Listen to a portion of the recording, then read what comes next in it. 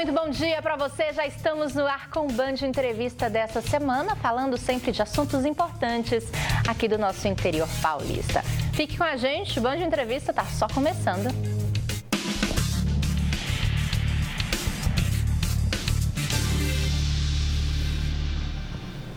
E o Band Entrevista de hoje recebe a visita da doutora Giovana De Vito, defensora pública do Estado de São Paulo. E a gente hoje vai abordar a questão da Lei Maria da Penha, que no mês de agosto, faz aniversário, no dia 7 de agosto, e por isso do Agosto Lilás, um mês que é lembrado sobre a conscientização e a importância das mulheres que sofrem, e aqui a gente fala todos os tipos de violência, não só a violência física, doutora? É a importância de procurar ajuda, de procurar socorro, de pedir socorro. Bom dia, seja bem-vinda.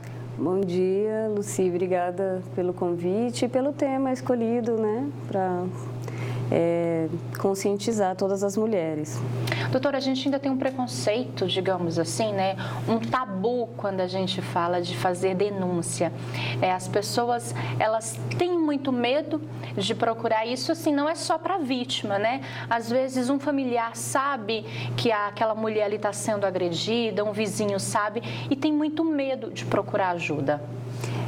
Eu acredito que as pessoas pensem muito sobre uma expressão que sempre se utilizou de que em briga de marido e mulher não se coloca a colher. Contudo, entendo que hoje em dia as pessoas já estão mudando um pouco essa percepção, mas o medo, ele decorre muito da sensação de impunidade, no meu ponto de vista. Porque como as notícias são frequentes, cotidianas, de violências em sentido amplo, então a impressão que se tem é que também não adianta muito. Mas é de extrema importância a denúncia e também o fortalecimento da pessoa que está vivendo uma situação de violência doméstica, que ela busque ajuda.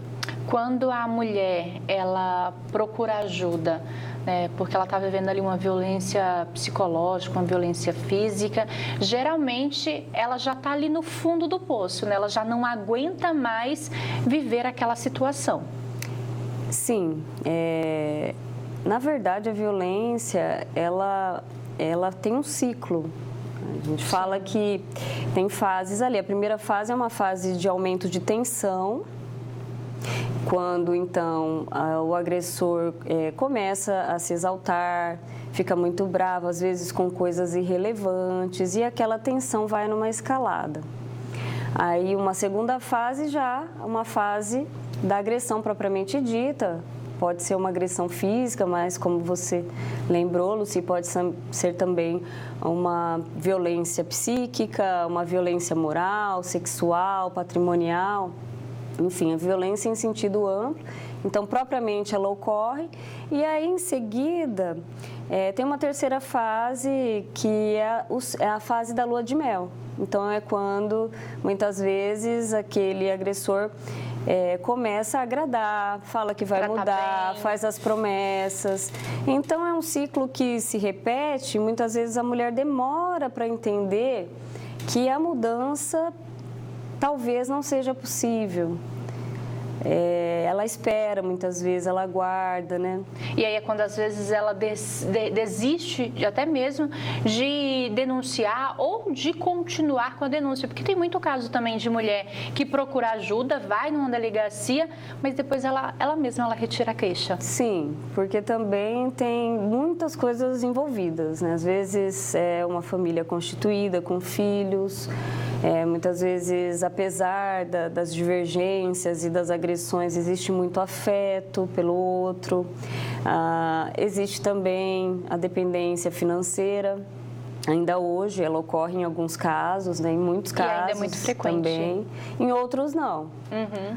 Muitas vezes nós da Defensoria nós atendemos muitos casos, eu atuo na vara de direito de família, então às vezes quando vem para um divórcio, vem para regulamentar as questões que decorrem da ruptura, o relato, você percebe que a mulher ela tem independência financeira, mas ficou ali por muito tempo em razão do afeto mesmo, até em determinados casos de uma dependência afetiva mesmo.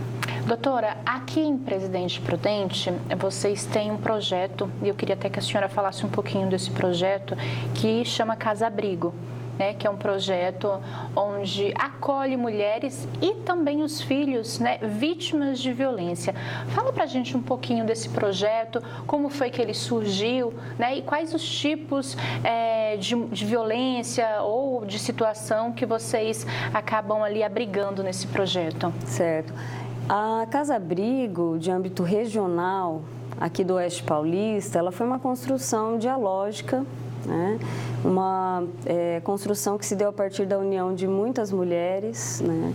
A Defensoria Pública teve uma participação bastante importante, relevante, assim como outras instituições que também agregaram ali força para que pudesse surgir esse abrigo sigiloso, né? Cito, dentre essas instituições, o Ministério Público do Trabalho, que inclusive fez um aporte de verba inicial para que se pudesse montar a estrutura inicial deste abrigo, né?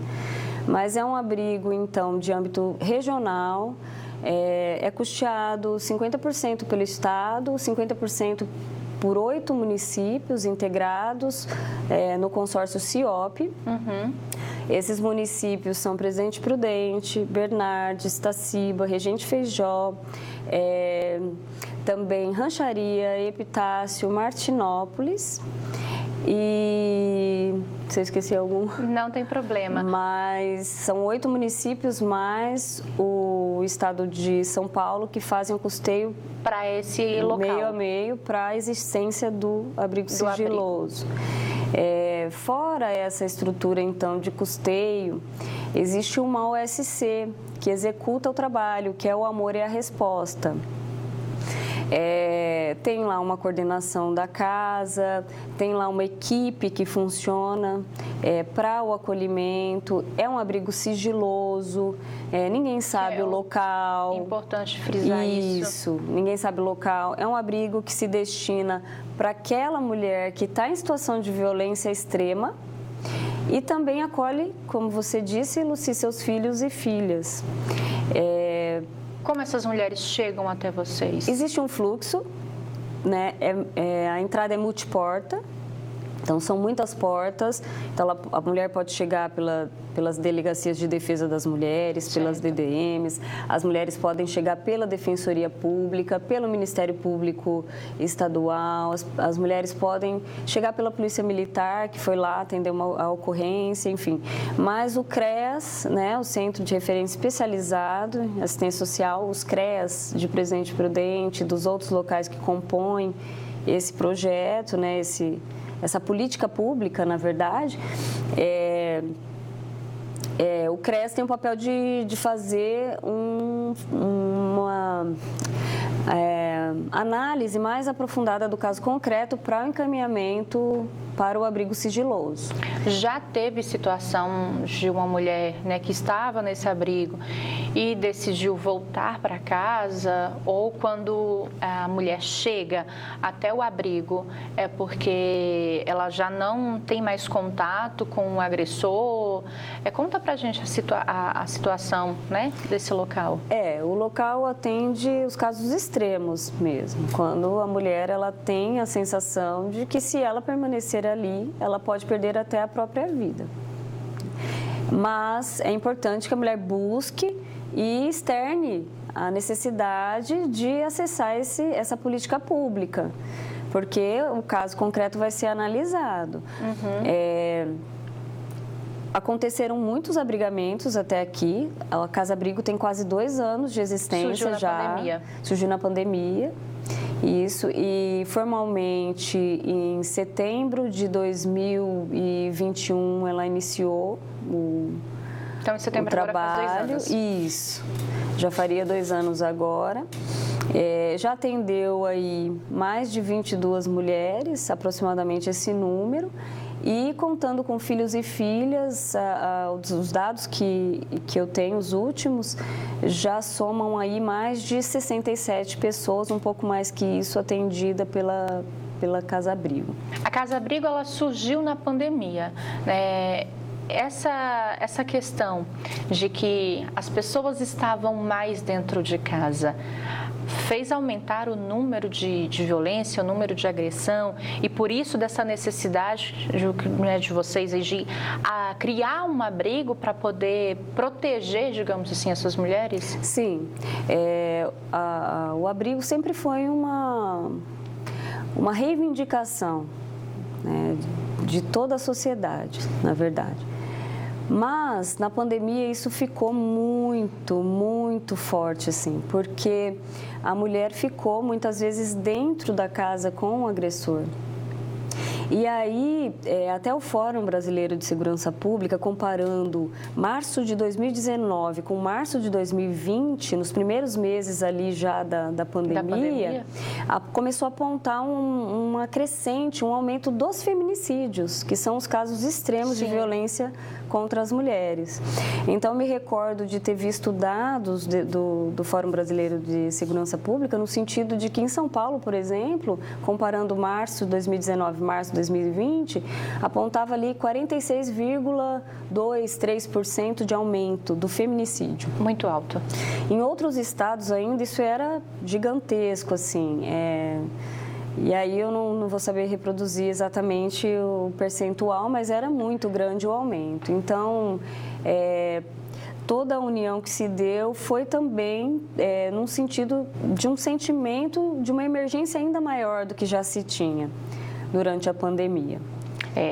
Infelizmente, a pandemia ela deixou sequelas, né? E a gente não fala somente dos casos relacionados à doença, mas a gente, retratando essa questão da Lei Maria da Penha, da questão da agressão a mulheres, a gente vê um número muito crescente, um número muito alto de violência dentro de casa. Doutora, a gente vai continuar discutindo, né, falando mais sobre essa questão da Lei Maria da Penha, né, dos avanços até aqui, e claro, né, tem muita coisa ainda a ser avançada, mas a gente vai fazer uma pausa rapidinho e a gente já volta, tá bom? Tá bem, muito obrigada. Intervalo e a gente volta em instantes, não saia daí.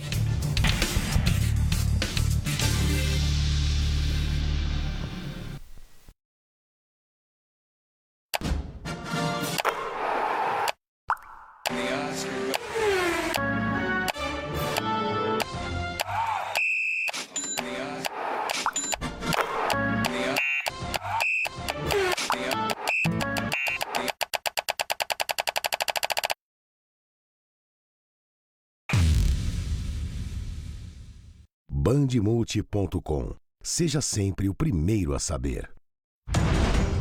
Nesta terça, vocês vão duelar com alguns dos participantes mais icônicos de todas as temporadas anteriores do MasterChef.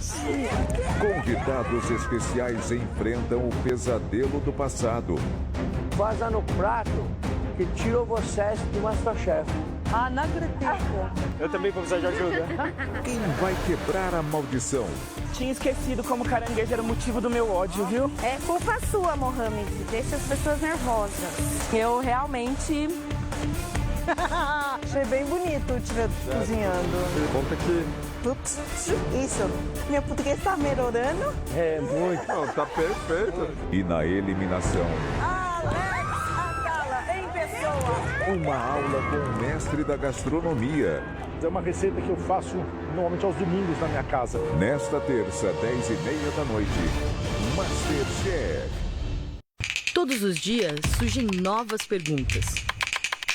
O que é discurso de ódio? Tem inveja disso aqui, rapaz. Opinião e fake news? Como será o futuro? E o que comer hoje à noite? Por que precisamos falar sobre privilégios? Quais os caminhos da economia? Quem levantou a taça? E o valor da arte e da ciência? Para entender o mundo à sua volta, não importa a pergunta. Informação confiável é fundamental. O Papa com roupas fashion espojadas, o Trump sendo preso. Cuidado com as montagens que circulam por aí. Não dá mais para saber o que é real ou não com essa inteligência artificial. É preciso checar com fontes confiáveis sempre. Procure saber de onde vem a informação, se ela está completa ou foi tirada de contexto e onde ela está sendo compartilhada. Lembre-se, há 86 anos fazemos jornalismo sério. Então, confira se algum veículo do grupo deu a informação. Duvide, cheque, não espalhe fake news. Grupo Bandeirantes. Respeito pelo fato, respeito por você. Há 86 anos. Opa! Tem outra novidade! Aciona o logo novo aí, piloto! Agora tem perrengue a semana toda! Se liga nessa estreia!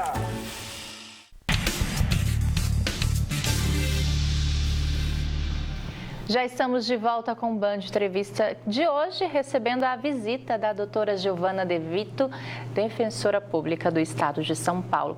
Doutora, vamos falar um pouquinho do trabalho da Defensoria Pública, né, à frente da violência, como o próprio nome diz, né, é para defender. Mas eu queria que a senhora falasse um pouquinho do trabalho de vocês diante dessa situação.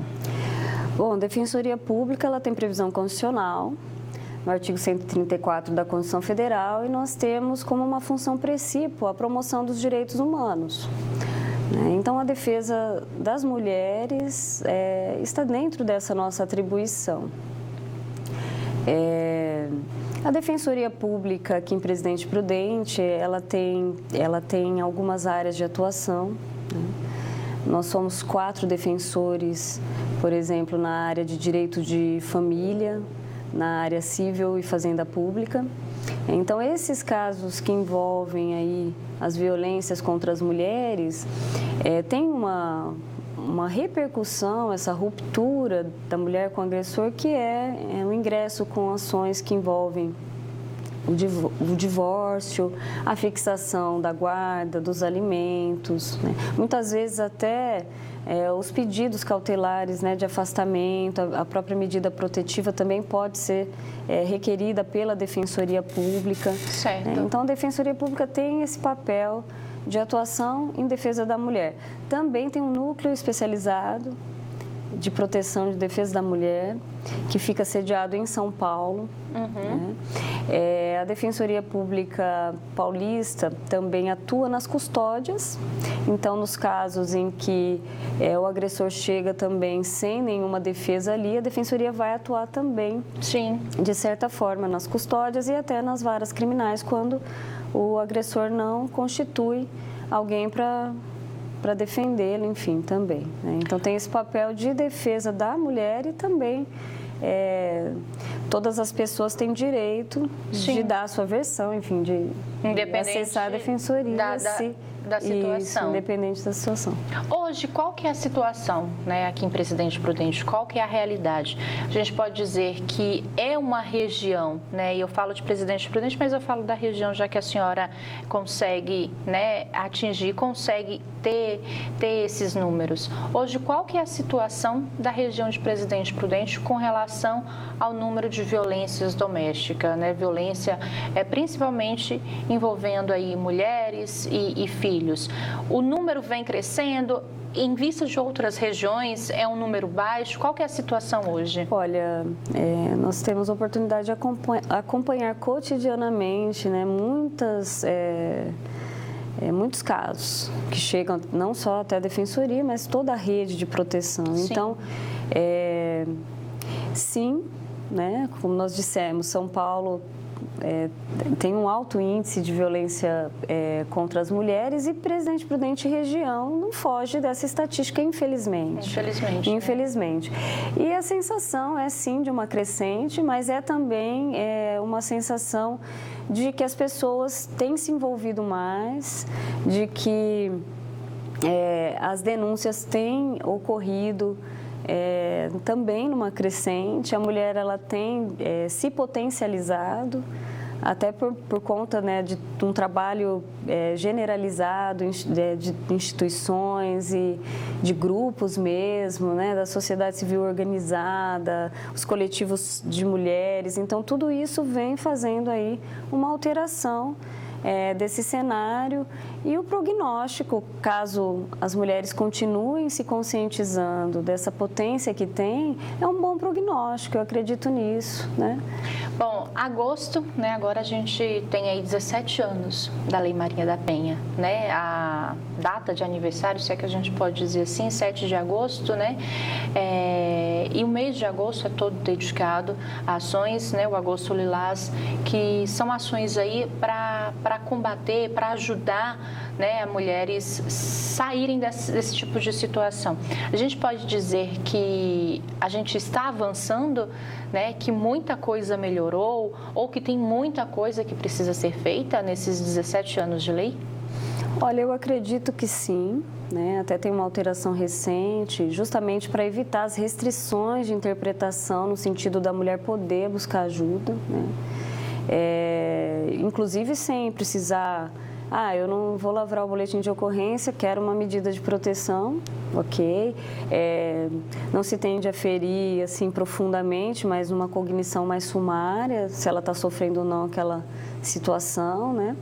Então, eu acho que sim, existe um avanço, não só esse legislativo de proteção, com essa intenção de proteção ainda maior das mulheres, mas como eu disse, eu entendo que a mulher tem se conscientizado mais, existem mais pessoas envolvidas falando sobre isso e muitos projetos que envolvem essa proteção da mulher, das mulheres, enfim, eu acho que também no plano educacional deveria existir um avanço ainda maior.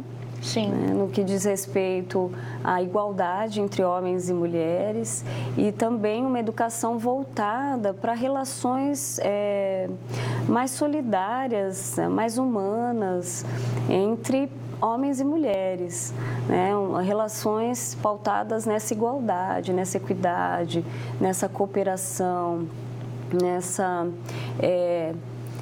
cultura, uma cultura de paz propriamente. Uhum. Eu acho que isso deveria ser uma pauta muito forte da educação, né, de um modo geral, a senhora todos disse, os níveis. A senhora disse no começo, né, até no bloco anterior, que se vem com uma questão cultural, né, das pessoas às vezes não se intrometer, não entrar numa briga, não fazer a denúncia, né, a senhora até disse, né, de briga de marido e mulher não se mete a colher.